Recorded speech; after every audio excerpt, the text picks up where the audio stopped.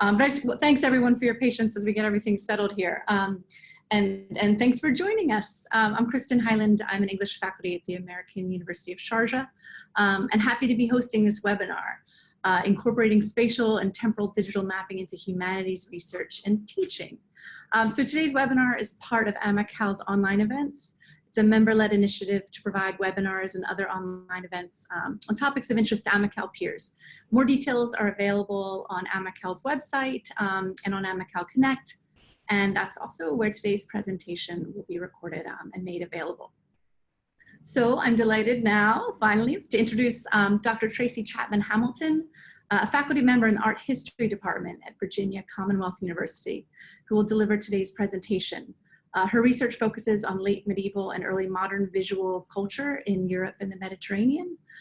She has several books published and is currently, useful for us today, at work on a collaborative digital project, Mapping the Medieval Woman. So before I turn it over to Tracy, just a couple more administrative things. I think a lot of this was said in various times here in the last few minutes. But first, the structure of today's webinar is slightly different than usual. So Tracy's going to present for about an hour, 55 minutes, focusing primarily on mapping and teaching. And then we're going to take a 5-minute break. When we return, Tracy's presentation will continue for another 15 minutes, slightly more focused on research then, and following the conclusion of the presentation, then we'll have a 15-minute discussion period. So that's about an hour and a half. Please feel free to respond during the presentation by asking questions or offering comments. Yeah, in the chat function, and I'll be monitoring that, especially bringing questions over. You can find that in the bottom, the chat function in the bottom menu there. We've already talked about, if you wouldn't mind keeping videos off and mics off for now, and we can turn them on during the Q&A. The last thing is that during that 5-minute break after the hour, I'll lead some discussion online regarding mapping and how to integrate mapping into teaching and research. So do stick around if you are interested in that conversation over the break.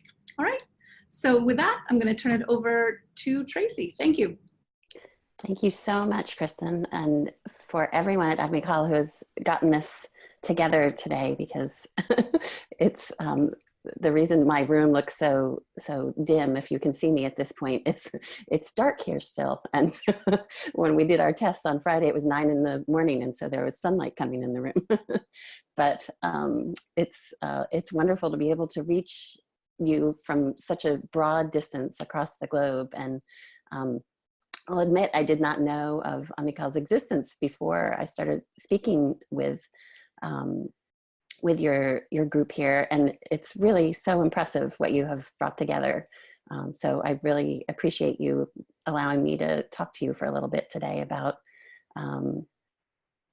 some things that I've been working on for the last probably 5 or 6 years in terms of my own work. But really, I came to it through teaching first. And so it's one of those wonderful moments where we talk about this a lot, right? Where your teaching and your research overlap, or vice versa. But this really has been the case for me in that it has worked both ways. And I learned from my teaching, and I learned from my research, and it's been wonderful. So I'm really happy to take us through some examples of that today. Like Kristen said, please feel free to type in questions, especially if we're at a moment where you're really missing something that I'm saying. If it's very urgent that I go back or look, I'm happy to take a little break if you need me to. Equally so, I'm going to be showing mostly screenshots at this point for the presentation. I have live links to, if not all of the programs, most of them. And so I can also go out and click around in places if you need me to at a certain point. So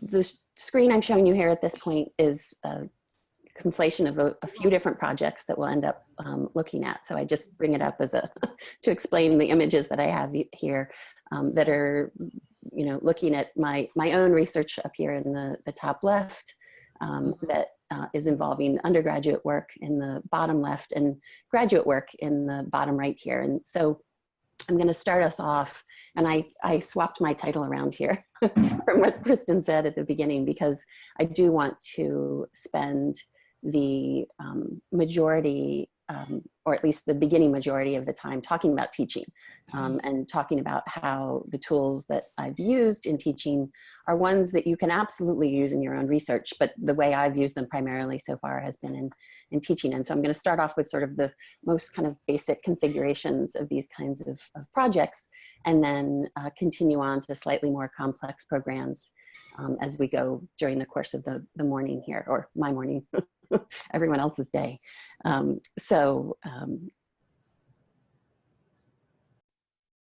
Now, for some reason, my slideshow is not advancing. I've shared my screen. Let me unshare for a second.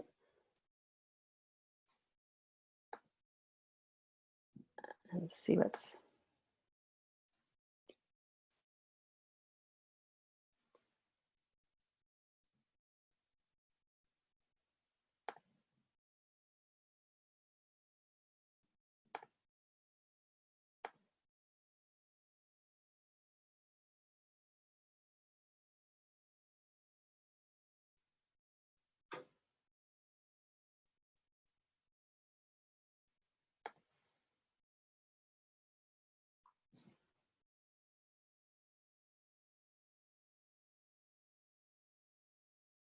Excuse me, everyone. I'm not sure why Zoom is freezing my screen up here. There we go. Did everyone see that go forward? Kristen, are we on screen 2 here? Well, I'm going to assume. Yes, we can see that. Okay, but that worked. So first of all, as I said in the title page, happy GIS Day, by the way, everybody down here, here on the 14th of November. And this is in some ways where this project began for me, is through an institute that I participated in up at Middlebury College in New England in the US, that was teaching art historians to use ArcGIS, to use the whole concept of the geographic information system, and in particular, a particular brand of it that is very costly and very complicated and very, very difficult. And I participated in that, and I learned how to work with ArcGIS, how to map that way.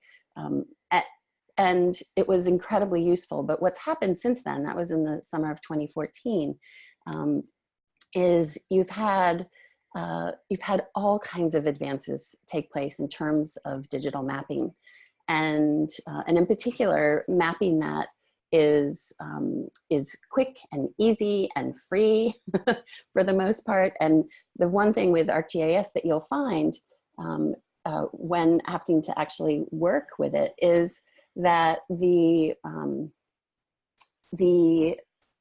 your institution has to subscribe to it, and it's really quite expensive. And for instance, at that time, I was working at a very small college called Sweetbriar College, and we had a subscription to it, but just barely. So it wasn't available to everyone as well. And I found that to be really troubling. And so I've been searching for things that are accessible, and that's really the point here. Nonetheless, we would not be doing any of this mapping at all if we didn't have GIS having begun this whole process. And of course, with GIS, what you're dealing with also is a very specific, excuse me, kind of mapping where you're working with latitude and longitude with those points. Many of the mapping tools I'm going to show you today, or some of them at least, don't necessarily require that anymore. And so it's really a very fluid and open system at this point in terms of what people are able to utilize. So this is the description of a project that I have come up with in my undergraduate classes that I really used for everything from survey to upper division classes. We create this project. They do it on their own. We practice it in class as well, using Google Google Maps, Google Earth, or Google Street View. And I'll sort of take you through the different phases of that and sort of how the students are able to access this. But the point of the project, as I state here, is for us, because we have this ability with Google at this point to be able to go in and actually interact with monuments, actually walk into them, look at three-dimensional images of the monuments and of the space around them, you can get an understanding of a place that you just couldn't a few years ago even, really. I mean, yes, you could a few, but more than that, you couldn't. And they get very interested in what I'm projecting onto the screen and what we're reading about in class, but I find this to be a really useful tool to make them sort of step out of that safe zone of the classroom, or even, like we go to museums too, but this is much more involved than that.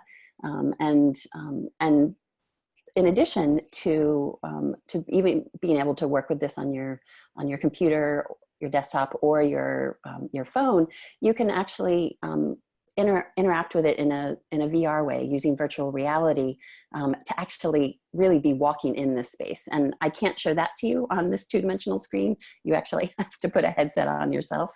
But if you've never tried out VR, I really would suggest it. So first, I'll give you the example here of Google Earth and looking in particular at how one, again, these are screenshots that I've created for my students as a way to guide them through the process of making their way into these different programs where, and I realize most of you have done this before, so I apologize in advance if I'm speaking to you in terms of material that you're familiar with, but you'll see that this kind of works together as a packet here. So, so you obviously have to launch it. You have to then search for whatever it is that you're looking for. In this case, it was the Pantheon that I used as the example in Rome. Once you've typed that in, it takes you, zooms you into the Pantheon itself. And this is in Google Earth, and so you're working in 3 dimensions automatically. It has a sort of a 3D viewer that you can choose in this. To get to Street View itself, you actually have to use the little yellow guy here, or gal, the peg man, and drag it over from the side here and place it then on one of these either streets itself or one of these circles that will allow you to fly into an interior space. I have the students at this point actually share the URL with me because I assign them a whole series of places for them to go visit. And they have to not only create not just the URL, I actually make them make a hyperlink for me so that it's a little bit tidier than the URL itself. And I have instructions for that in that assignment as well, but I didn't bring that in today. And they share it, but they're also they have to make comments on how this has altered their understanding of the material in a way that we weren't able to cover in the classroom, because they're able to explore, they're able to walk outside and look at the trash on the ground and think about the cafe there and really sort of see it as a functioning part of our world rather than these clean shots that we like to give as art historians. And I realize I'm speaking to you all as an art historian, but I really feel that most of these projects go across the humanities, go across even beyond the humanities. And so especially think about that in terms of your questions, if you don't mind, of how this might work in a non-art historical class. I think very clearly it could, because I think understanding where you are is something that we as humans need to do in any discipline, but please feel free to ask about that in particular. So Google Earth, sharing the link, creating the assignment, copying it, and then actually placing it in a Word document, essentially, is what they create for me that they then upload. Using Google Maps instead, it's slightly less sort of visually robust than Earth is, but does the same work, essentially. Again, the backbone of it is a little bit different in terms of what you can do in Earth versus what you can do in Maps. But for this kind of tool, for this kind of searching, it's very, very similar. You'll note here, I actually have it as sort of a map view in the screenshot. You can, of course, always choose satellite and make it much, much more visible at that point. But again, you type in the Pantheon, you take yourself, you walk yourself from your little Street View person here over to one of these sites and place yourself into it. Again, you're now inside the Pantheon and have this wonderful three-dimensional view that you can circle around and really get a sense of this extraordinary space. And then again, share and embed your image. And again, where this began for me was with actually when I was teaching at two much smaller schools at Sweetbriar College that I mentioned already, and then the University of Richmond, where my classes were at the most 20 students. And in both cases, I had enough Google Cardboards, and you can do that. It doesn't have to always be the actual Google Cardboard that I'm showing you here, but you can, there are sort of relatively inexpensive plastic viewfinders that you can purchase on Amazon or wherever you shop at this point. And I had enough for everyone in the classroom to use them. So we would actually do this in the classroom a lot of times, where we would put on these headsets and walk around places. At VCU, where I am now at Virginia Commonwealth University, my classes are 90 students in the survey. So I can't have them all having the viewfinders, but I send them to the library to then participate in that. And again, I show them how this actually works, because of course you can't fit a whole computer inside of that viewfinder, or you can, it's the computer, however, is your phone rather than the thing that you're working with right now viewing this. And I show them how to, open up the app of StreetView. You can also use Cardboard.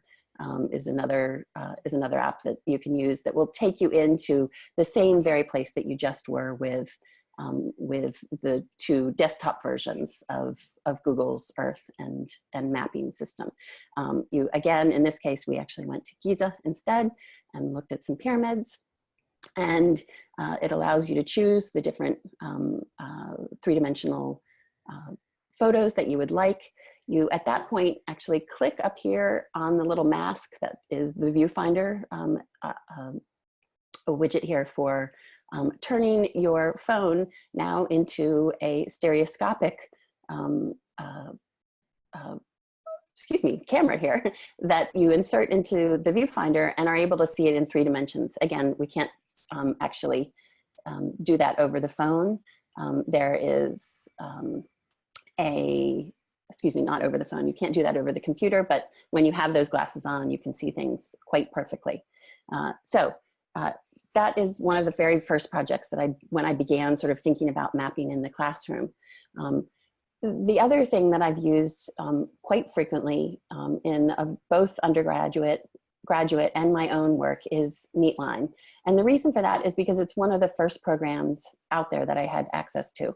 So in many ways, it's kind of a coincidence that I've used it so much in so many different schools. I've also always had extraordinary library support and IT support to help me with Neatline, because that is partly what's required here. It's usually you can't just step into Neatline yourself. You need some kind of administrative access to it. Once you have that, then you're able to move around in it, and that's what I'm going to be showing you here today. But at the beginning, you need to get set up with that. But I've been assured that AMICAL does have access to Neatline. It itself is a plugin to Omeka, and Omeka, of course, is this huge, enormous storage facility essentially for information. And if you plug in these different programs into it, they can access that material.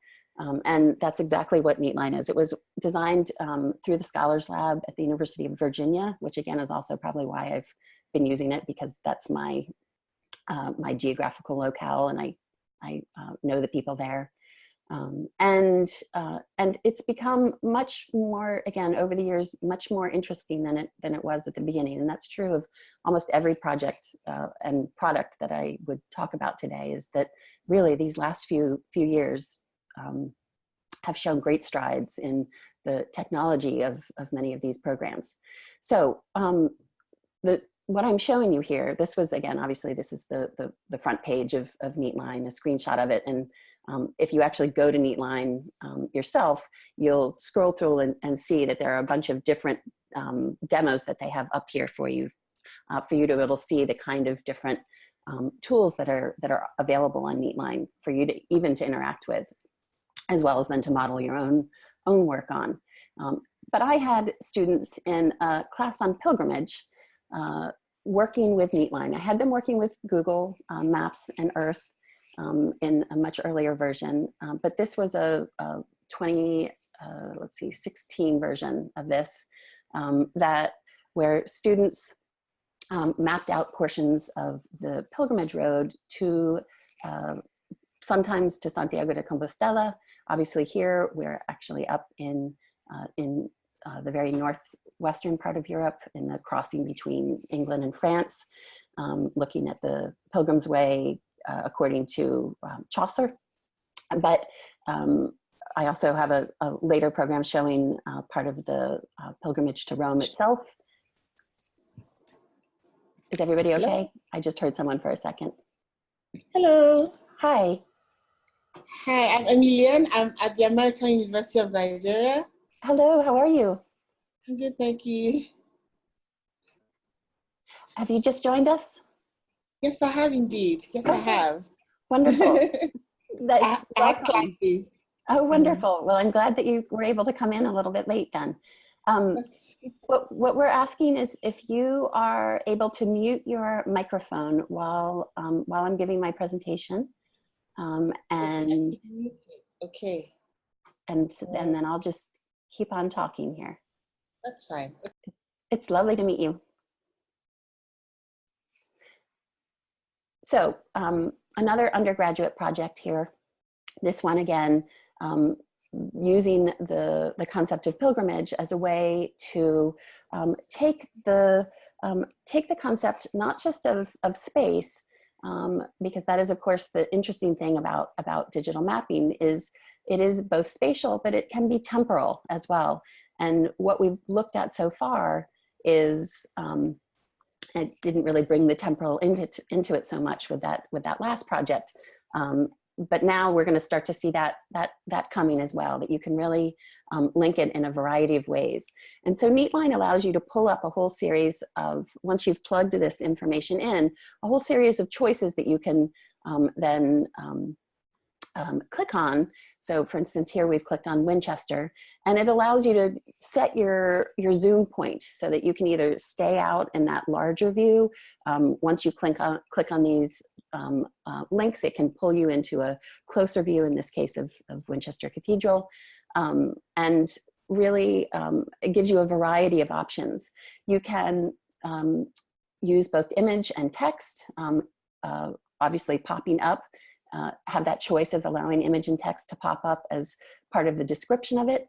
This is relatively brief. You'll see that you can put in a great deal more. You can also use very, very basic coding, and I can share that coding with you if you're ever interested in it, to create sort of multiple image and texts through the pop-up box that you have here. You can also use, again, the sort of mapping of Neatline to create the outlines, to actually work with it to highlight different sections of the map that you're working on. In this case, we're using the base map of Google Earth itself. You can choose different base maps, and you'll see that as I go through my presentation here.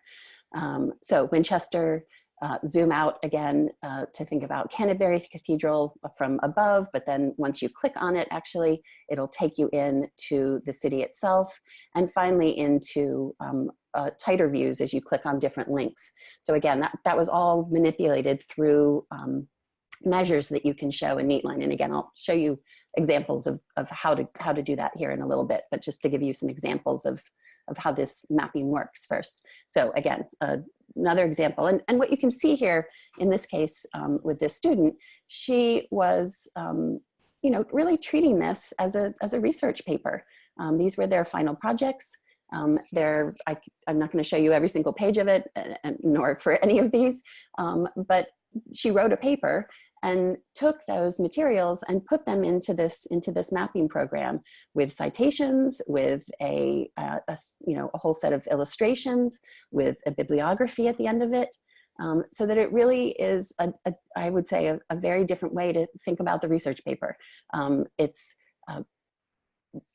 I would say, not to say anything against a traditional paper, it can be a much more engaging way to interact with the material, both I think for the students and for you as the reader of this. It takes more work a little bit in that you have to sort of deal with the technology that goes alongside of this digital mapping. But the promise of what one can do once you have it sort of under your belt, and again, students learn this very quickly. This is not something that you have to dedicate hours and hours of work getting them on board with this. This is something that I've had great success with sort of really over the years here. Another, again, was the road, named after the French who were traveling, in particular from Siena to Rome, tracing the route of St. Catherine, in particular of Siena. And here you can see a different use of Google Earth, not just in its function as a spatial mapping, but do you notice that there's now a timeline on the bottom? And this is another point that you can plug into Neatline to allow you to engage temporally as well. So this student actually has each of these sites along the right here linked into a time as well. And again, as you start to zoom in closer, you can see the details of the material that she worked on.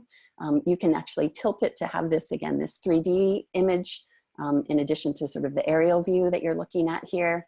And again, pull up text, and I'm just giving you a shot of it. It actually extends quite a bit further down, that is linked with not just the map that you're looking at in front of you, but also the sidebar that you have that you can work through. Here again, actually back up to Siena, but showing that what the student has done here at the base of one of her boxes here is she's actually linked out to Google Maps. And again, you can then engage in a three-dimensional way through Neatline. And that's true with all of these programs. You can link out to other programs as well. So you're never limited in terms of being just in a single platform here. And that, again, I think makes them much richer because they are interactive. They are working with other tools that you can use to help elaborate your argument. So with student work, quite often it really is that. It is that they're writing they have a thesis, they have a paper they're writing, and they're creating these tools that allow them to prove a point. Sometimes, of course, you're also looking to ask questions through mapping, and we'll be thinking about that as we go through the next few examples of how, in some ways, this mapping is not just about taking data, taking points that you're placing. In the case of Neatline, you're not actually using latitude and longitude. You're placing points on a map that itself is linked with latitude and longitude because it's Google Maps. But that placing allows you to really go further, to take the ideas that you are working with and come up with new tools. And that's, of course, the case with all of the digital humanities. I should say that right off. That is a mantra that everyone always needs to repeat to themselves. The tool can be a lot of fun, for sure. But it's just a tool, and it's really our research that should be, and the work of our students that should be the guiding force of it, and what should be really getting the most out of these tools. They themselves are important, but they're just part of a phase of the scholarship that we're doing as academics. And there'll be other things that are similar in the same manner, say, theory was, 20 years ago, in terms of really altering the way we think about our scholarship. So this showing you how you can actually click on a specific date, and it pulls up a multitude of sites, such as St. Peter's Tomb in particular that the student was looking at here. The next example I have is in some ways a little bit of a lie, in that, or an untruth at least, in that what I'm showing you are screenshots from an earlier version of a program called Carto, and it was originally called Carto DB, and it's now called Carto, and I'm going to show you a later version of it as well. But what I'm doing here right now is pointing out how this could have worked. This also worked in that pilgrimage class, in particular, to use different. Sometimes you need to use different mapping tools within a single class to have a variety of things at work here. And I'm showing you this here because this was what we were trying to do with this, was again create that line that we had so clearly here in Neatline. It's not perfect in terms of the way it looks, but at least you're able to create lines quite easily in that, draw lines between things. In this version of Carto, and that's the case now as well, it doesn't allow you to draw lines. So we actually had to go in and do this very, very clunky version of line drawing between sites along the little section of the road in Spain between the Pyrenees and Santiago de Compostela that the student was working on. So it took some real kind of, at that point, kind of technical finessing, but it did sort of in the same manner allow the student to work with both image and text, and really create this sort of rich visual spatial version of her paper. But like I said, we're going to come back to Carto, mostly for me talking about my own research here in a little bit. That is important. I left this in here not because I wanted to show you something that doesn't work anymore and waste your time with that, but instead to show you the first version of a data set, because you don't have those in the same way in Neatline. You do have data sets, but not in exactly the same way as you do with many of these other mapping tools. So you can see here that when making this map, when Elena was making this map, she had a whole series of data sets. And you can click onto this, and it takes you from the map view to the data view. And I'll show you examples of that. Again, showing you the current tool, the current way to toggle back and forth between that. Here, just to give you the example of how the student would actually put this material in. You used a already created database that Carto has that you are able to plug material into, such as latitude, longitude, such as URLs, links out to images, such as obviously the name of the site that you're discussing, and then any of the text that you're going to be putting in. And you can see this is a screenshot from while she was still working on this program, and that's why there's in progress with a lot of those. But another, again, just to give you a sense of the kinds of data that you'll end up needing to have at hand for your students. So again, back to Neatline, and in this case, looking at graduate student work, and working in this case, thinking about the much older version of Richmond than the current one that we're living in.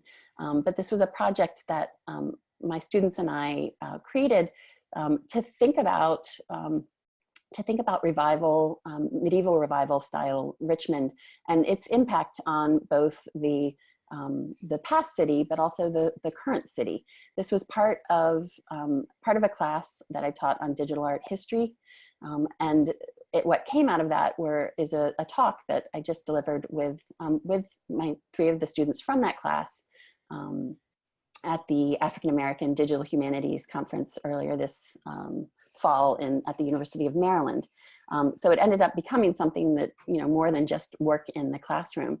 But what you're looking at is obviously the cover of that talk that we gave, but also a screenshot of the product of Neatline as it ends up appearing. We were able to not only to scan in an overmap, and I'll show you an image of where we did that, and how you have these two different, this base layer map, and then this an older map that we were able to georeference into the base layer, and at that point then put in a whole series of monuments that the students were working on in the context of again, medieval style, revival style Richmond, both, and we're going to talk more about the mosque in a second, so I'm going to click forward for a second, but looking at domestic architecture, so some of these very, very wealthy individuals within the Richmond community in the late 19th and early 20th century who had these sort of enormous, extraordinary houses built for themselves in this style. This came up in class at exactly the same time as the whole series of protests took place at the University of Virginia in the fall of 2017.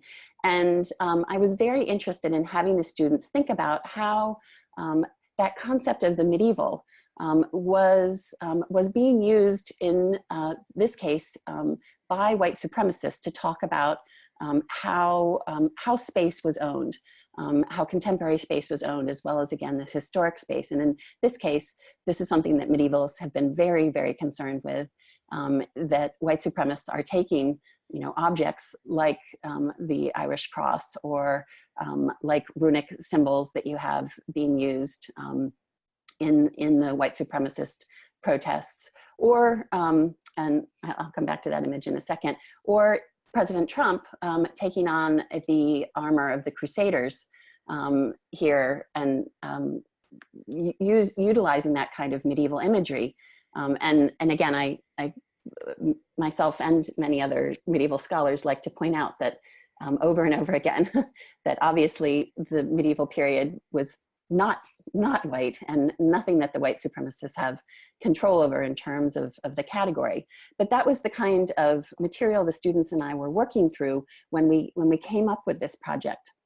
So to really think about how class and race and identity in general can be mapped across a cityscape. And so you're seeing here with the branch house that's sort of out in the margins of this 19th century map, you're beginning to see in the screenshot here the base map, the lowest layer map on which we georeferenced this map over top of it, but still allows you to interact with these materials. So many of these buildings that were built for the white community of Richmond have these, they're in these outline areas. They are, again, on a scale that is, you know, really quite overwhelming. But what we found quickly as we started to do research into these revivalist monuments in Richmond is, in fact, that it worked, it really worked across class and race in the city. So that you had, for instance, both these armories that are built, one which is the Lee Street Armory, and one of which is the Blues Armory. So the Lee Street is the one on the left, and the Lee Street is on your right here, made for the African American infantry versus the white soldiers. And so that you're actually having that architecture used across racial lines. Now, that you could look at that and think, well, that's sort of superimposed by outside governmental forces and architects. But in fact, what we also found, and these are images that this student working on the armories brought in, she was able to bring in from the local museums. But what we also found is that many of the African-American churches that were built at this time were also in this revival style. They were built not just for not just for the African-American community, but designed by African-American architects and built by African-American workers. And so this is one of these moments where mapping is a tool to allow you to get deeper into the landscape of the city. And again, where that's taking place here through the city of Richmond. And you can see in this case now I get to the images of Neatline itself, of sort of the inside, the administrative side of it. Once you've logged in, been logged into Omeka is essentially what you're doing. You go ahead and click down on the Neatline tab down here, and get into the place where you can create exhibits. And that's exactly what that map of Revival Richmond is called, as an exhibit rather than a map, according to Neatline. And you can see we created a whole series of exhibits based on individual projects in here, but this is the larger one. And within that, you have both a public view, a full screen view, where you get into your exhibit settings, and where you can import items or duplicate or delete the whole project. So in the next slide, I've clicked on exhibit settings and gone into set up the way that this is viewed. And again, you have a series of fields that you need to fill in, widgets that you need to choose so as to create how the map works for you and interacts. And then you always need to, of course, save your work when you're doing this at the bottom here. It's again, it takes a little bit of work to sort of get this under your belt, but this is not brain science by any means, and is really sort of again, something that the students take to very quickly in terms of using this within their own projects. As I said earlier, you can also link out from many of these tools. So in this case, I'm showing you the example of the ACCA temple. So we're looking at one of the many sort of secret societies that existed in the United States after the Civil War that sort of grew up, the Masons in this case in particular, that was built in the style of Revival Islamic architecture, and was actually called the Mosque around Richmond for a number of years. And that's the reason the student is using that name. It never functioned as a mosque proper by any means, but you can already see that there are elements that recall that style of architecture that is often employed on mosques. But importantly here, what I'm showing you is not just sort of the inside of this student working on her entry for the mosque, but also this link out to Thinglink. And Thinglink is another one of these tools that is maybe not sort of mapping in the traditional sense, but allows you to map across an image.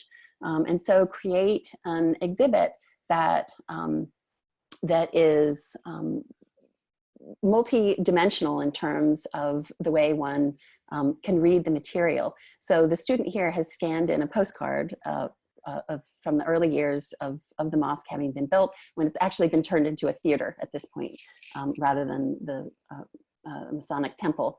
And these are the links, these Thinglinks, that's why it's called this, that she has created and linked in here that speak to, again, other material that she's presenting in this, again, very multidimensional way. And here, again, another detail connecting it to other historic buildings. And what I'm showing you here is then, again, the insides of Thinglink, where she's actually crafting this, where you can upload an image, upload text.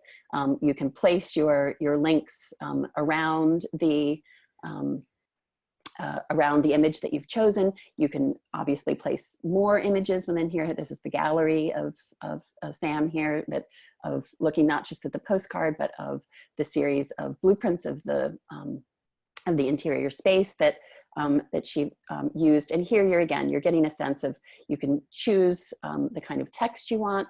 There is a link that is linked to all of these images, the text that you want that goes along with the image that you've upload, and here's where you would again go ahead and upload the image. So it's a very, again, simple procedure. She was also able to link it out to EasyBib, and also, in this case, to looking at Nightlab, a timeline link on Nightlab.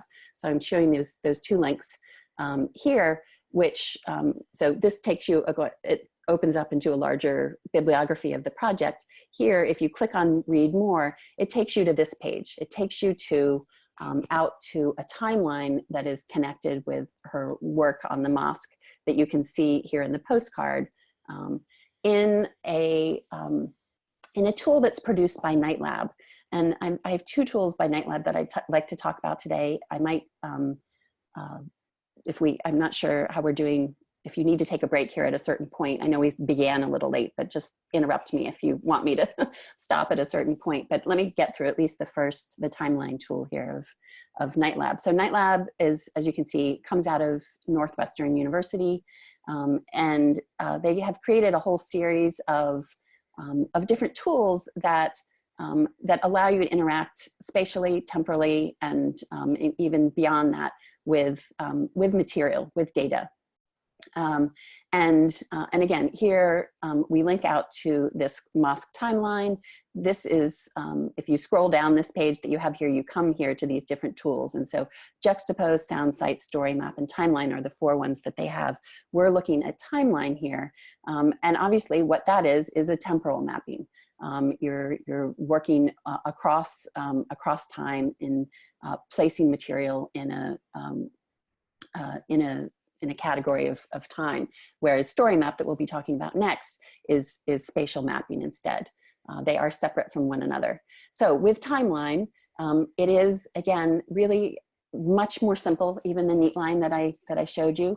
And this is something, while I'm showing you graduate work in this, I've definitely had undergrads work with this as well, as part of that spatial exploration assignment, where they use timelines or use story maps as a tool. So this is one that definitely crosses the boundaries there. So you would click on this link here, and it takes you into making a timeline where you can watch a short video on how to do this. They have their sort of discussion of the way that they would categorize it in terms of keeping it relatively short. And once you click on that or scroll down a little bit further, you get into the instructions here. And I'm not going to spend time going through these in detail with you, but you're working with a template that Nightlabs has set up for you. And as you scroll down further, you can see here, you're going to work with that template, publish it ultimately to the web that you have here as number 2. And let me show you here. Here's the actual timeline official template. And you don't want to ever sort of work with any of these upper levels, change those. What you want to change out is what's down here. And this is where, again, gathering data is such an important part of this process. We've been looking at it more as kind of taking a research paper and applying data that way. But in this case, you're actually having to, again, look for material that fits into this data set. And you can see that, again, Sam has done that with her timeline, and taken out, of course, what Nightlabs had there, and inserted her own material in terms of links out to images, in terms of the text that she's going to have shown there, in terms of the actual date and time, both, sort of down, not to the minute, but it gives you a basic time that allows you to place this on the timeline and choose things such as backgrounds, and I'll again show you examples of this. So you cut and you paste the spreadsheet, the URL from that spreadsheet, and you publish it. And this is honestly, that's what it takes to make this timeline. It's really as simple as that. So here you can see it with the actual timeline in place here, how one can continue along that timeline into separate pages. You can of course just click on these right and left cursors as well. You continue through into the end of it. Excuse me, just a second. I think I have to stop sharing for a second. Okay, there we go.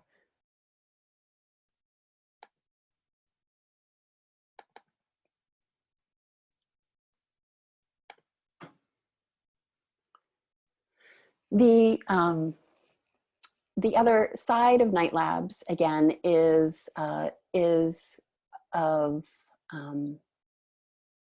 not of just the timeline, but instead of the story map that you have here. This works in a very similar way to the timeline in terms of thinking about the structure of a map, in this case, taking a spatial view of the data that you're working with. And again, you click on the link here, and it takes you into an example. Well, in this case, the link doesn't take you into this example. It takes you into that same background setting, but I'm taking you to an example of how, again, a student working on that medieval Richmond project used the same thing. So she was working on the Dooley Mansion out in Northwest Richmond, and had a whole series of links out from her Neatline project. One of them being, again, a study of the story of the Dooley Mansion being created, but thinking about it in terms, again, of class and of status. And what you're seeing here are scenes from, again, her story map that are that were created through that mapping setting. So once you click on that link of creating a story map, this is what you first pull up. You obviously will put in the title of your story map into there, and you create it. And at that point, it pulls up a screen that allows you to upload, to type in your headline, to upload data, to put in links to locations. You can see you get to add a slide up here. So once you've done that, you get to this screen, and you can see again the students working through the process of the Dooleys, and in particular looking at that not only are you putting in text and images here, but you can choose background options. So here, this allows her to do that and create the background setting. Or in this case, she's thinking about putting in the text of the local newspaper, the description of it. Or again, and this is partly how she chose the background, or also map markers. So again, you have marker options, you have background options, and she's choosing both the background and the marker option there. So the creation of this space and of this storyline through this tool was something that allowed her to work in a very different way that she found incredibly useful for her own PhD research that she was pushing towards. So there are, again, there are many levels on which these kinds of tools can operate.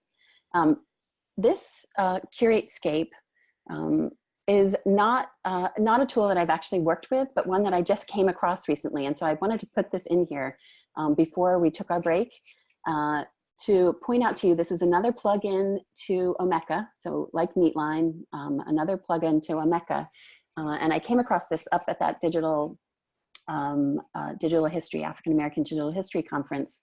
And I don't actually have access to it yet. Again, I've asked for it through my library, but I don't have it. But I put it out there as another tool that I think is really, really interesting and has a great deal of potential for working with mapping and exhibits. So here, the example of historical Mexico, and thinking about the different sites that have been laid out here. And you can see the sort of larger map. You can toggle between the full screen map or the current location. You have different stories, and you can have both images and again, and text created here that allow you to create a real sense of space that is not there in a traditional format. Shall we take a break at this point? Hello, everyone. So we're back. I'm going to turn it back over to Tracy here to finish her presentation, about 15 minutes, and then I'll prompt everything else to open up things to be able to have our question, answer, and discussion. Thanks for the questions so far, and I look forward to more. All right, Tracy, back to you. Great, thank you, everybody.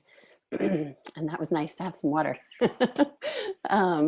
So as Kristen said at the beginning of my introduction, this is not just work that I'm using with my students, it's work that I'm doing in my own research. And again, you know, everything I learn from them or that I learn from this ends up impacting the other. So it's this wonderful fluid situation that, as I've said, hasn't always worked perfectly in life, but but it's working right now. So this is again an opening slide for a presentation that I gave, another presentation I gave this fall on a project that is both my own at the moment, but also originated as a collaborative project and hopefully will become a collaborative project again, called Mapping the Medieval Woman. And it began as really a kind of a small process. Ah, darn, it's doing the not forward thing again. There we go, just taking its time. A process of me working through material that I'd been working with as an art historian in a sort of traditional art historical way of working with objects like manuscripts or seals, or in my case, because I work on women and women as patrons of objects, I also looked quite frequently at, say, their testaments, their wills, or household inventories in an attempt to sort of understand what kinds of objects they collected for themselves, how they shared them with others, and what that meant, really. And I, again, I had been working in a format that we all sort of understand of publication and of presentation and of research. But I got to a point where while I had been focusing on this one woman who you're looking at in the on the left and in the top, Marie de Bourbon, I started really seeing her work with a whole series of women, and so I was thinking about both her as an individual, but also as part of a group and part of the larger society of Europe. And this is an example of me doing a map back in the old days, which was literally, a PDF, a scanned in PDF of a map. And I was putting lines on it, showing where these circles, where she had foundations take place she herself being from Brabant. She marries the King of France, so she's in Paris. She is a widow out in Mantes to the west of Paris. And what I discovered was that she founded along the road between her natal land and her marital land a whole series of hospitals. And so this project, this is where it started to get digital, in that I was able to take a whole group of data and compress it into this visual form. And here is me using Carto, again, as you were explaining in the chat, formerly CartoDB, now Carto, and it even just went through a brand new, like it's shed another skin and has become a new world, which I'll show you here in a second. But it was me mapping out the sites that Marie had founded during her life. Obviously in the Parisian area here, you can zoom in while you're in a Carto. This is, and I'm going to again show you the back side of this in a second here. This is a tool that allows you to put in latitude and longitude and upload it and have it visualized as a map. And you can see here right now we're down on the map toggle, and we can switch over to data, and I'll show that in a second. But part of what I noticed also as I was working on Marie is she's part of this larger system of women working at this time in the late 13th and early 14th centuries in Europe, really, not just in France, but around Europe. And another example is a woman named Maud d'Artois, who is the Countess of Artois, but also the Countess of Burgundy. And her foundations took her, as I mapped them here in Carto, not just from Paris back to her natal land, but also through her marital land as well. So this long line of foundations that she creates. And this was something that was useful in terms of visualizing the material this way. But you know, I still could have just kept it like this paper map here. It's not that you absolutely have to have a computer to do this. It is more fluid. You're allowed to manipulate it, and I'll show you how that works in a second. But it was not the end in itself, and I'll get you to the end in a second here after I take you through Carto a little bit. So again, this is the latest scan. This is a screenshot from yesterday or the day before of Carto that has now is really talking about itself in terms of location intelligence.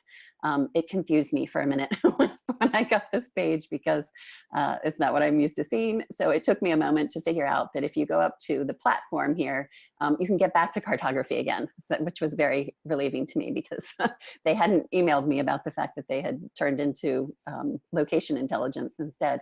So here, you, if you click on that, you get back to the phase of where you can actually work with cartography and data visualization. And again, it's very simple in terms of how you get started. And once you've created the maps, once you've uploaded your data, and again, I'll show how that works, you end up with a dashboard. So this is literally, once I logged in here, this is what comes up for me in terms of some of the maps that I have in Carto. And you can see that they're, you can click into them and enlarge them and modify them. If you do that, for instance, if I click here on Sur la Route and open this up, you can see that that's what I was showing you in those earlier screenshots of Mao and of Marie, both on the road, Sur la Route. Again, I really found this useful, found it fascinating in terms of being able to bring these women together on the landscape in this way. Once you open this up, once you click into either of these, this is the tool that you get on the left-hand side. And you can see there are a whole variety of things that you can do. You can actually turn off the labels. And so you could just have these be a series of dots. You can go through and change the width of any of the points. You can change the font. You can change through any of these tools here. You can really modify it very quickly. What you can also do is, as I said, go down here at the bottom right, and you can see we're on map right now. But if we click it over to data, you can see the data that I uploaded. And again, that's part of the beginning process that you can actually upload it, you can type it in.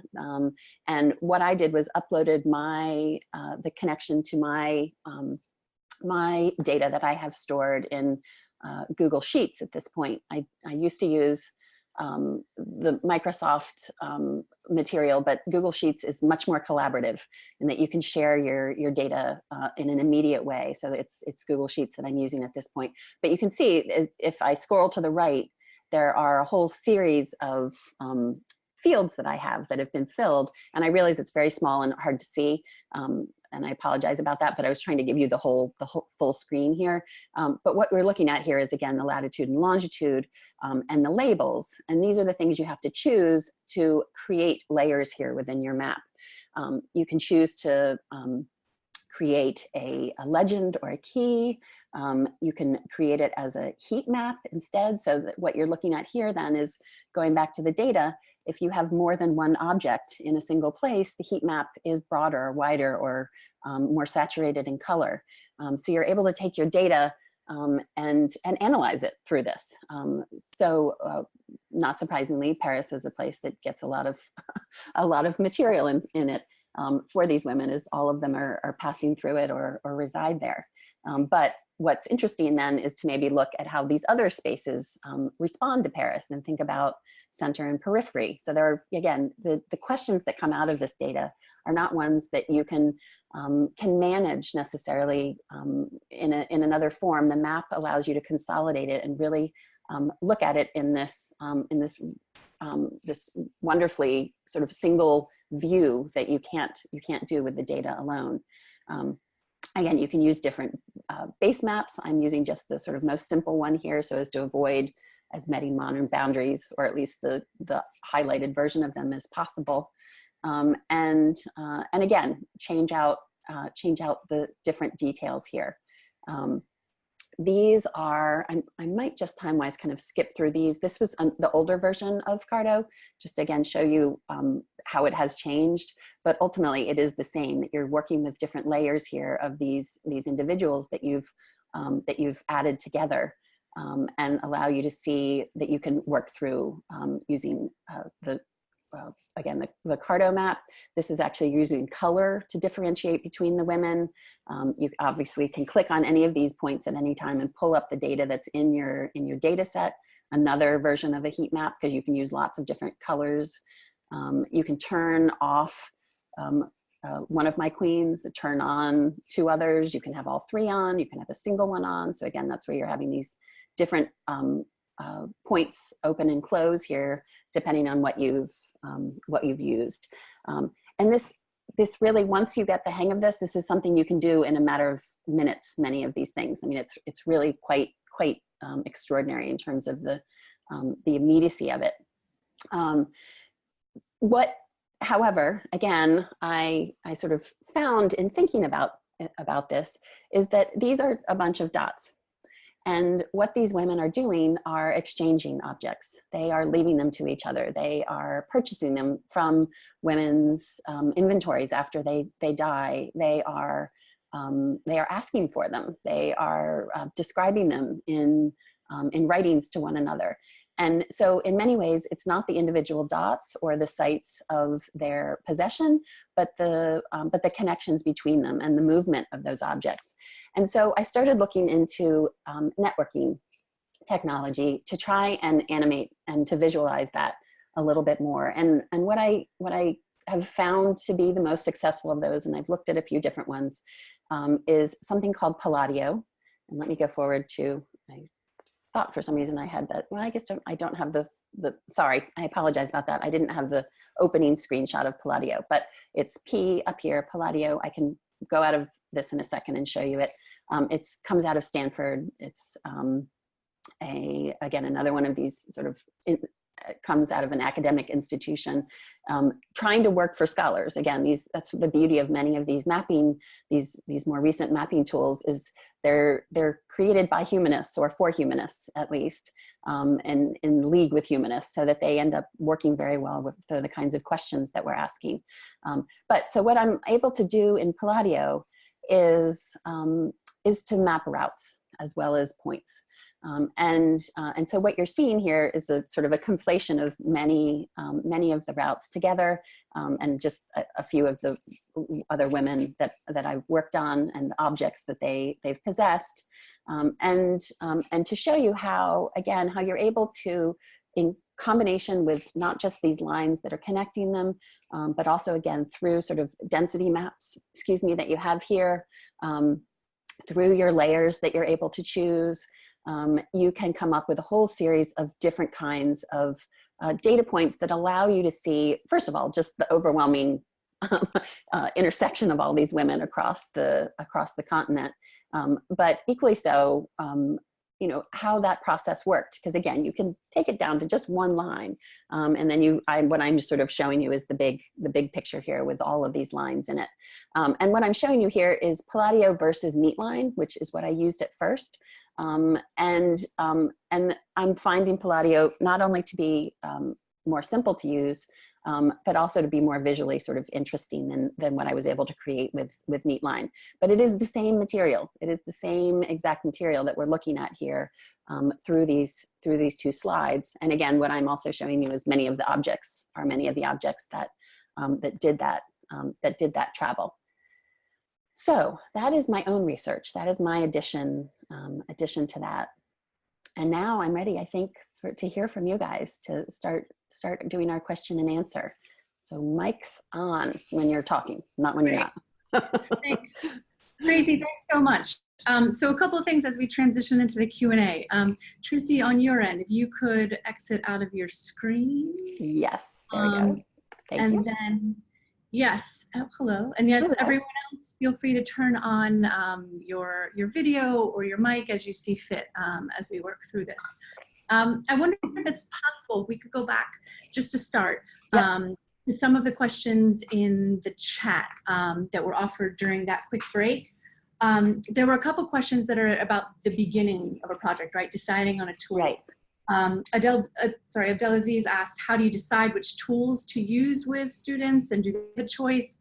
And that was also related to Marie's question about which program you might recommend for collaborative, specifically, right? Collaborative work. Right, right. So I showed you this one single project that I do. I actually have a few different of these types of digital projects in my classes. So during the course of the semester, I introduce them to almost all of these tools. They don't use them all necessarily, but I give them the choice of all of them. And again, you know, because we're in the School of the Arts and we have, you know, people who are working on, say, like, you know, computer digital imaging and animation, and some of them are, they know like 8 million times more than I do about any of this stuff. and so they get right into it. I also have students who are afraid of technology, you know, who think doing anything that like involves a keypad is dangerous. And so they are, it really is a very, very disparate group in that end. But to answer the question of which would I choose, again, I give them the choice of all of them. The story map and the timeline through Night Labs, those are, it's really like typing an email. Like it is that simple in terms of using it. Neatline is more complex. It takes a little bit more time to get into it. And so as far as if you're trying to do a project that won't require a great deal of oversight on your part, or don't have a lot of sort of technological backup in the library, then I would say definitely go with the Night Labs, because they are so simple. And Carto is actually in that same vein as well. Whereas Neatline really does you need to dedicate a little bit of time to get used to it. But once you have it, then it's really simple to modify, and that's the beauty of it. And the reason that, to answer the second question, that with my Medieval Richmond group, with my digital art history grad students, that we worked with Neatline is because it's really good for collaborating. So it might be a little bit harder to work with, but everyone can be part of it. Everyone is an administrator at that point, and they can all insert their own material. And that's how that map came into being. I set it up, but they are the ones who created it. They're the ones who made it happen. So for that, I would certainly say Neatline. And that's again why my colleague and I started with Neatline when we were mapping, because again, we could both work on the maps sort of simultaneously. Palladio, now with the networking, is again more of an individual thing, but you can still share any of these, share the URLs to them. All of them have links that allow you to share the material and then contribute that way. But I would say for collaboration, I should say the other one for collaboration was that second Curatescape that I haven't used myself yet, but that looks like that is a fantastic tool for collaborating and allowing multiple, and it looks to me from the outside at least like it might be a little more simple than Neatline, but I don't want to go that far because I haven't been inside of it myself. Great, thank you. During this, for some reason, my Zoom is popping in and out. So I want to be sure that I turn over to others in case I pop out for some reason. But if anyone else has a question, feel free to unmute and you can ask directly, Tracy.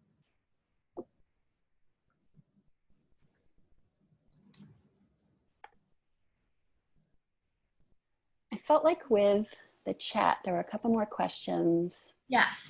there was a question on ethical responsibilities, which I think is really interesting, especially when people were interested in your local, like the local focus of things, and doing a lot of local research and layers of history, Right. and often dealing with vulnerable populations and vulnerable communities in that way.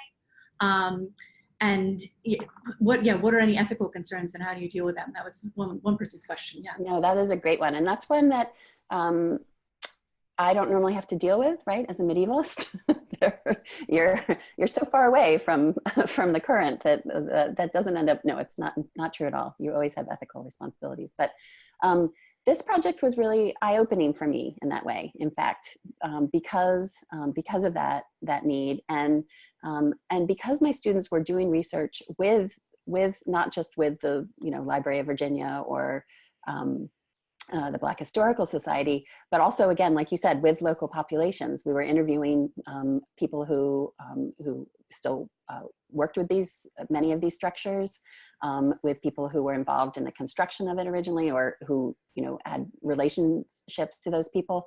And so we worked with a set of museums in actually coming up with a series of guidelines for interview and signing, allowing, that none of this material is our own, using paperwork so as to keep this in the possession of the people who are giving it to us, rather than it becoming owned by VCU, say, for example, who was in charge of our Neatline map. Allowing it still to be part of the public record or even the private record of these people.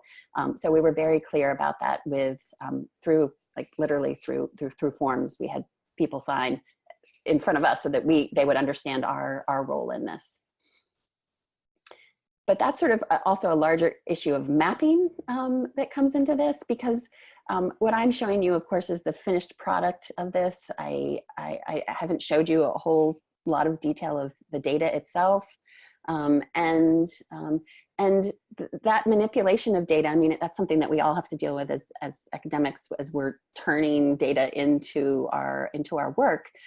Is mapping looks so clean and clear and without any kind of dysfunction, but in fact it's full of that, and it begins in the programs themselves and how they are created, the technologies that have them, which maps you use as your base map, things like that are part of that consideration, and of course the way you visualize it. And that's a whole nother 14 webinars that we need to be able to get through this. But it's a big question, and one that many people working in this field are always thinking about and working through. Great, thank you. I think we have time for one more question. I want to respect the time. We said 4:30. So is there anyone else that would like to pipe in?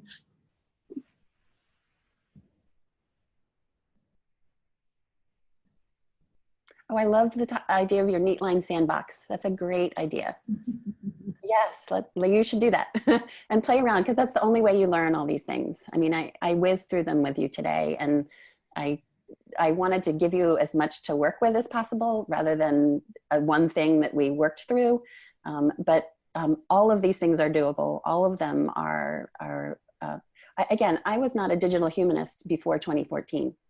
I mean, I knew how to use a computer. I worked with things online, but I was not someone who was overly savvy in technology.